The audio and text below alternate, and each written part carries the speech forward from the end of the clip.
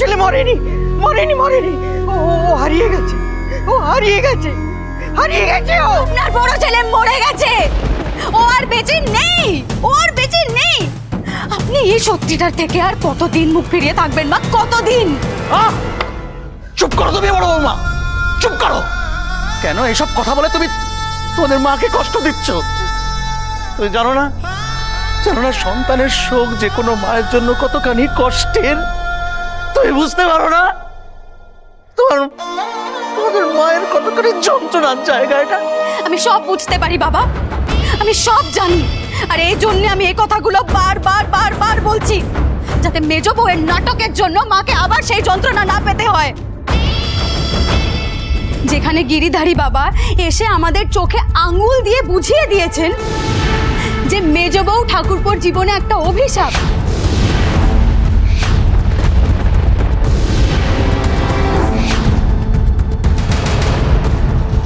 যে মেজ বউর কারণে ঠাকুরপোর মৃত্যু হবে, যেখানে গিরিধারী বাবা ঠাকুরপোকে বাঁচানোর বিধান দিয়ে দিয়েছেন, তাও কেন আপনারা বারবার মেজ বউয়ের কথা শুনছেন? আমি তো বুঝতে পারছি না। আমাকে একটা কথা বলুন তো, আমাকে একটা কথা বলুন, মেজ বউ এই বাড়িতে পা রাখার পর থেকে কোন ভালোটা হয়েছে, কোন ভালোটা হয়েছে আমাকে একটু বলতে পারবেন?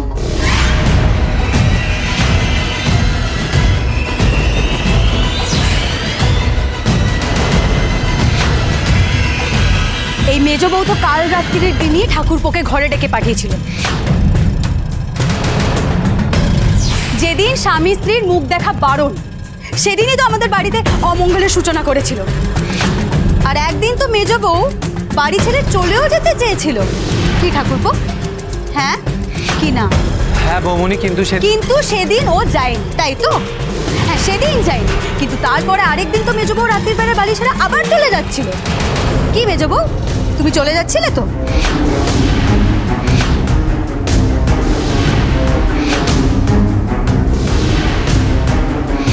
আর সেই কথাটা তো তুমি মা বাবাকে গিয়েও বলেছিলে। আর এই মেজ বউয়ের জন্যই প্রথমবার আমাদের এই বাড়িতে পুলিশ পা রেখেছে। আর তারপর থেকে একের পর এক এমন ঘটনা ঘটে চলেছে যে আমাদের এই শান্ত জীবনে পুলিশের আসা যাওয়া লেগেই আছে, সব তো এই মেজ বউয়ের জন্য। মেজ বউয়ের এই অশুভ ছায়া জবের থেকে আমাদের এই বাড়িতে পড়েছে, আমাদের ঠাকুরপোর ওপরে পড়েছে, আমাদের এই বাড়িতে একটা একটা অশান্তির ঝড় উঠেছে। আর আজ অবধি আমরা সেই ঝড়ের মোকাবিলা করেই চলেছি। আজ তো আমার মনে হচ্ছে যে মেজ বউ ইচ্ছে করে এই নাটকের বাহানাটা দিচ্ছে যাতে লগ্ন পার হয়ে যায়, যাতে ঠাকুরপোর সাথে পুলির বিয়ে না হতে পারে, যাতে আমাদের ঠাকুরপোর ক্ষতি হয়। বৌমনি, আমি তোমার সব যুক্তি কাটতে পারতাম, কিন্তু এখন না। এর উত্তরটা পরের জন্য তোলা রইল, কারণ এই উত্তরটা দেওয়ার সময় এখনো আসে। এর উত্তর দেওয়ার সময় তুমি আর পাবেও না মেজ বউ। 1 মিনিট মেজ বৌদি,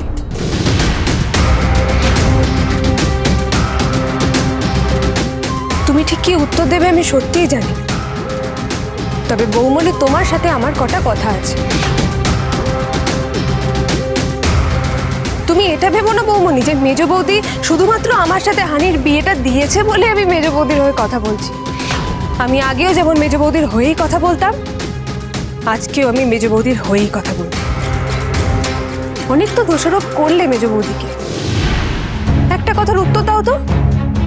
আমরা তার প্রতি সুবিচার করছি তো? ঠিক করছি আমরা তার সঙ্গে?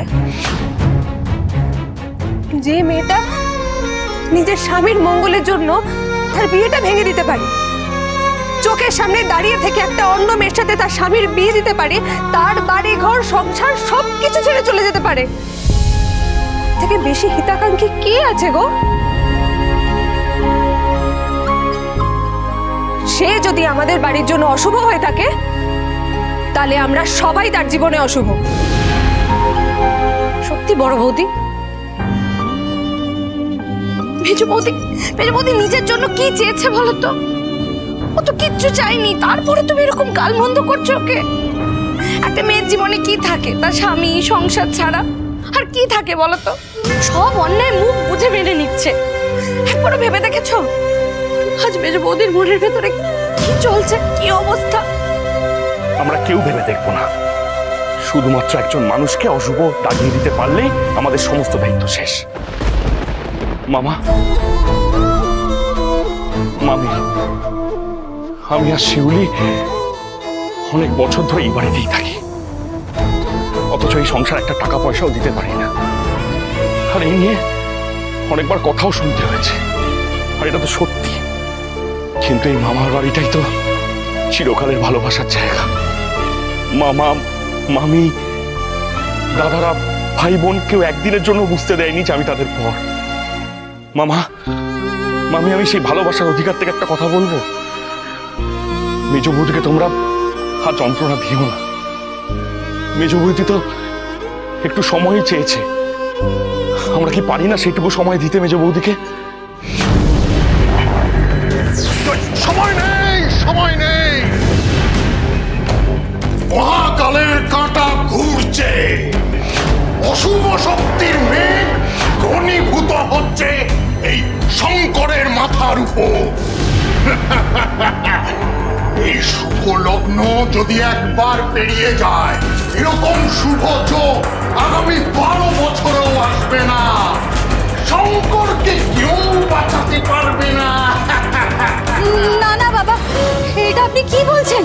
গুরুদেব, আপনি তাড়াতাড়ি বিয়েটা শুরু করুন, আর দেরি করবেন না, আর দেরি করবেন না। না বৌমনি, ঐশানী যেটা বলছে সেটা আগে হবে, তারপরে বিয়ে হবে।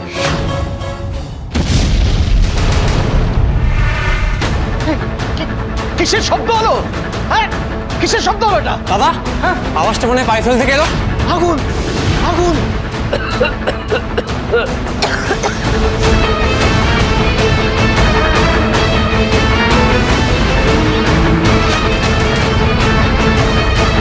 মেজবাবু, বাবা, পাইসোডেলে আগুন লেগে গেছে, একটু পরেই আগুন ছড়িয়ে পড়বে। হ্যাঁ বাবা,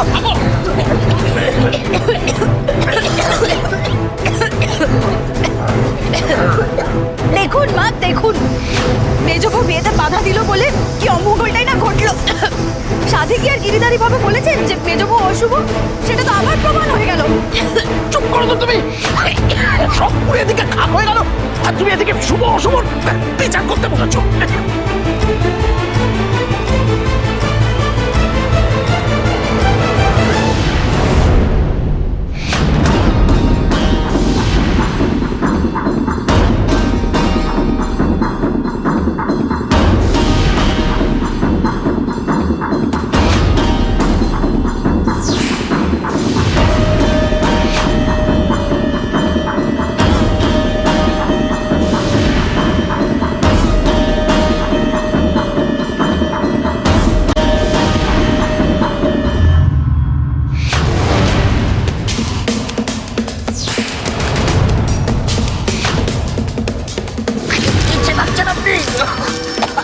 কি চেটালাম কিছুক্ষণেই মালুম পাবে।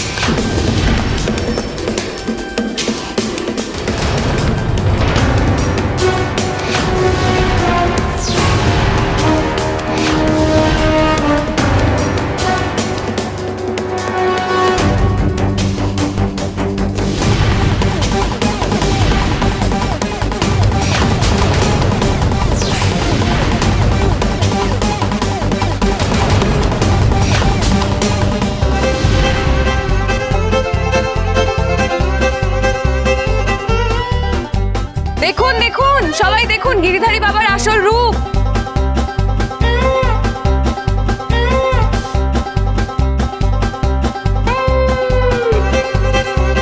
এই যে আপনাদের গিরিধারী বাবা, আর ওকে তো সবাই চেনই, তাপস রায় উর্ফে ম্যাক্স। তাপস মানে মেজো বৌমা, তোমার জামাই বাবু?